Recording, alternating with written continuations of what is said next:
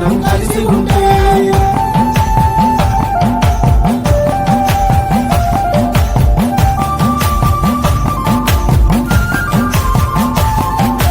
వీర బ్రహ్మం గారి కాల జ్ఞానం చెవిన పెట్టలేదు ఏ ఒక్కరం.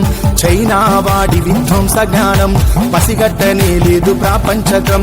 అందుకే చెల్లించుతున్నాము మూల్యం అన్ని దేశాల్లోని మానవుల ప్రాణం. కరోనా నుండి బయటపడితే బతికి బట్టగడితే ఈ కష్టకాలాన్ని ఎదుర్కొని మనం కలిసి ఉంటే.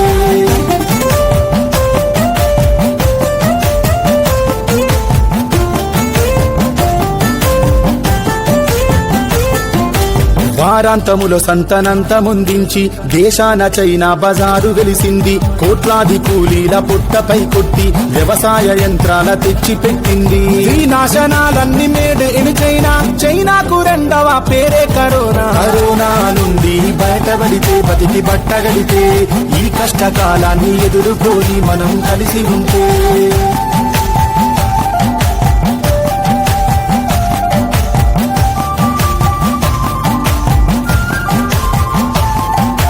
లోకాన్ని చైనా లోబరుచుకుంటూ పుట్టినోడికి ఆట బొమ్మలిచ్చింది. ప్రతి ఒక్కరికి సెల్లు ఫోను ఇచ్చింది.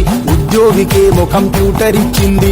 ఆడవారికి స్పెషల్ టిక్ టాక్ ఇచ్చి లేపిందిరో చైనా జగమంతా పిచ్చి. కరోనా నుండి బయటపడితే బతికి బట్టగడితే ఈ కష్టకాలాన్ని ఎదుర్కొని మనం కలిసి ఉంటే.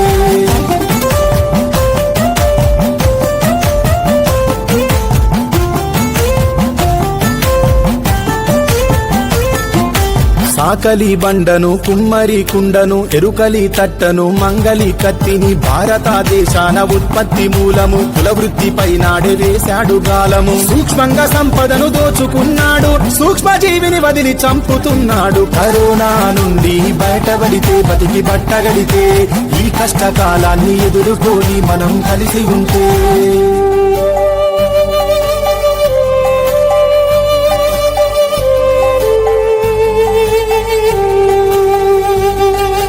వేసేటి స్విచ్, వెలిగేటి లైటు, తిరిగేటి ఫ్యాను, ఒరిగేటి సోఫా, కూర్చున్న కుర్చీ, చూస్తున్న టీవీ, తింటున్న కంచం, పడుకునే మంచం, ఇల్లంతా వ్యాపించి ఉన్నది చైనా. సిగ్గుంటే కొనవద్దు ఇక మీదటైనా. కరోనా నుండి బయటపడితే బతికి బట్టగడితే ఈ కష్టకాలాన్ని ఎదుర్కొని మనం కలిసి ఉంటే. ఈ కష్టకాలాన్ని ఎదుర్కొని మనం కలిసి ఉంటే. Share chat.